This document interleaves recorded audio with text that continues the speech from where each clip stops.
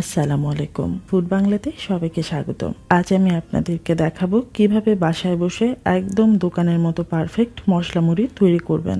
অবসর সময়ে অথবা বিকেলের নাস্তায় এই রেসিপিটি খেতে পারেন। আশা করি আমার রেসিপিটি আপনাদের ভালো লাগবে।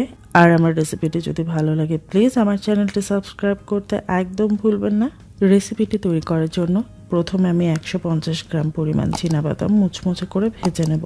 এখানে বাদাম আপনারা নিজেদের পছন্দ মতো পরিমাণ ব্যবহার করতে পারেন।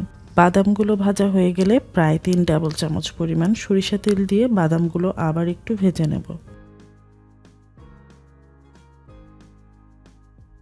এবার স্বাদ মতো বিট লবণ দিয়ে দিচ্ছি।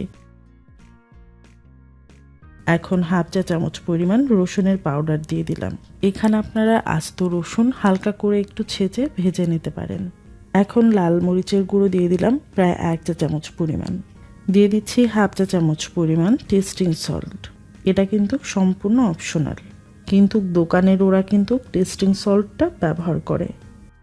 হাফ চা চামচ পরিমাণ হলুদ গুঁড়ো দিয়ে দিলাম। কালারটা সুন্দর আসার জন্য এখানে আমি হলুদ গুঁড়ো ব্যবহার করেছি।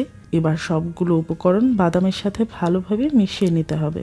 আর চুলার হিট এখন একদম লো থাকতে হবে, না হলে মশলাগুলো পুড়ে যাবে। এবার প্রায় 300 গ্রাম পরিমাণ মুড়ি দিয়ে বাদামগুলোর সাথে ভালোভাবে মিশিয়ে নেব।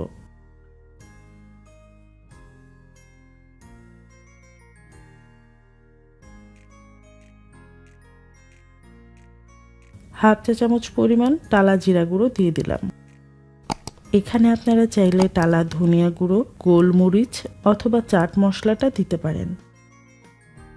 এই তো হয়ে গেল দারুণ স্বাদের মশলা মুড়ি। আশা করি রেসিপিটি আপনাদের পছন্দ হয়েছে। বাসায় ট্রাই করতে একদম ভুলবেন না।